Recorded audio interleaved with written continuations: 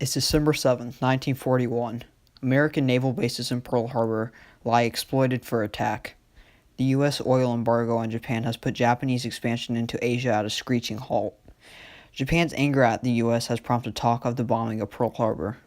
On the day that stands in infamy, however, nothing happens. Japanese planes don't soar overhead laid-back American naval personnel.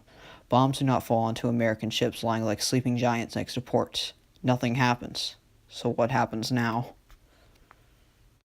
The Japanese conquest of Asia would be slowed down after the oil embargo. Bitter guerrilla warfare with the Chinese would continue, and without the proper materials to fund their war machine, the Japanese would become desperate. This would lead into a Japanese pursuit of British and Dutch colonies in Asia in order to obtain rubber, tin, nickel, etc. With Britain already waging war with the Nazi Reich in Europe, obtaining these colonies would not come easy to the previous embargo, but eventually the Japanese would be able to capture a few of them. This would only lead to further embargo from DC, further slowing the Japanese assault onto the Asian continent. A collision course of war between the two nations was still driving at full speed. Pearl Harbor never being bombed only prolonged the inevitable. However, without American involvement in most of the war, German conquest of Europe would be mostly successful. With no American lend-lease for the Soviets combating the German invaders, Hitler would have a chance in victory on the Eastern Front. Perhaps even a capture of Moscow and victory at Stalingrad would emerge in favor of the Nazis. British aid for Soviet troops would continue, however, and would largely hold off the Reich from further victory. The Nazi momentum would slow. However, with American troops devoid from the war effort against the Nazi Europe and Japanese Asia, victory would be clear and in the fingertips of the Axis powers. Absence of American troops on D-Day would be a large player in a failure of the Allied invasion of France, maybe no D-Day at all. This would eventually lead to a successful German victory on the Eastern Front and the defeat of the Soviet communists fighting Hitler's regime.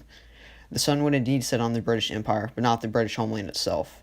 Operation Sea Lion would still arise unsuccessful, largely due to no actual American involvement in the real world. The Nazis would definitely emerge victorious in their own dominance of Europe, but Japan would meet a much different fate. With the Chinese forces largely repelling the Japanese in a bitter war, and American embargo slowing the Japanese dominance of Asia, perhaps a similar attack much like Pearl Harbor would occur in sheer Japanese anger at the USA. American involvement in the war would begin, and an eventual defeat of Japan itself would occur. The war with Japan would most likely end with Operation Downfall being put into effect due to the slow American joining of the war, thus creating a prolonged creation of the nuke and most likely never creation of the nuke at all.